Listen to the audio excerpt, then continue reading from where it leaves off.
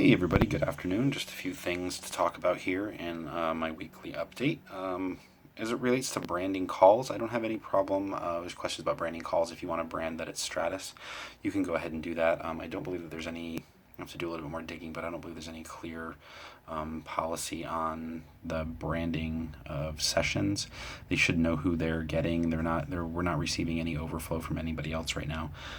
So I just introduce yourself as how you've been doing it, and we should be good to go there. And like I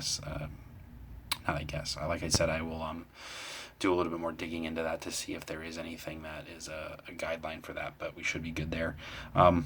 Break policy, there's been, I guess, some talk about when and where and how you're supposed to be breaking, and if you can break during the first hour.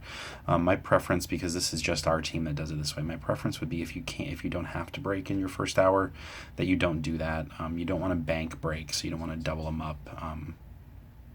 And what I mean by that is if it's a slow day, like right now it's pretty slow, I'm looking at the queue, and you just decided not to take a break this hour and then you wanted to take a double break next hour, that wouldn't be something that I would want you to do. And also backing breaks up to an unpaid 30-minute break or you end of your shift, we shouldn't be doing that either.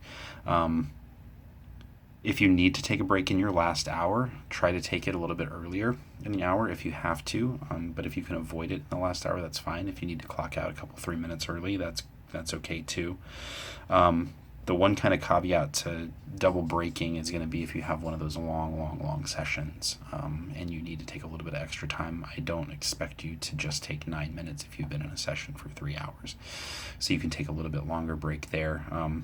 We're going to be getting into some more, a little bit more clarity on stats and percentages and login and all that type of stuff here soon.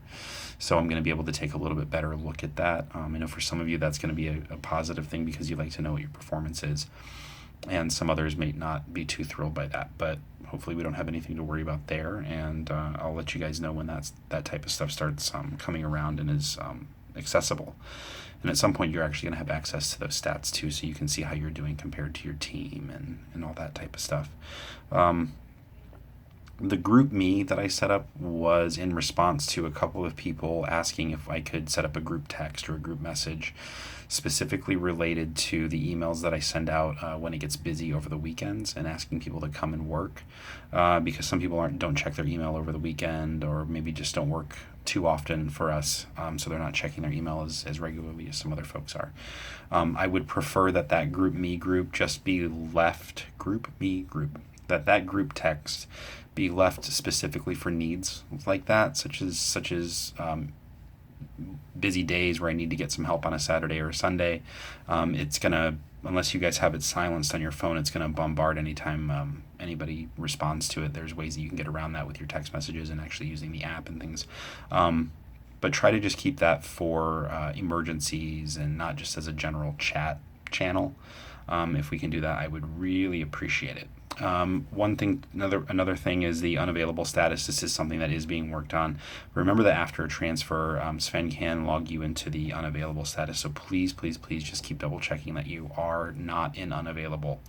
And if you are, just make sure that it's fixed as soon as you notice.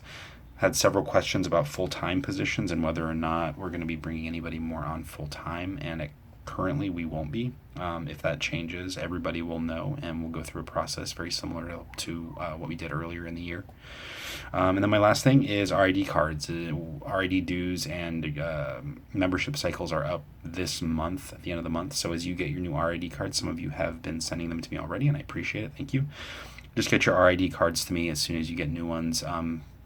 Just the copy online that you get, you don't have to get like the plastic card and have it sent to you or anything like that and wait 6 months for them to do that, but you can just send me the copy of what you can download and print, and that is fine. Apologize for my voice, I'm still getting over a cold.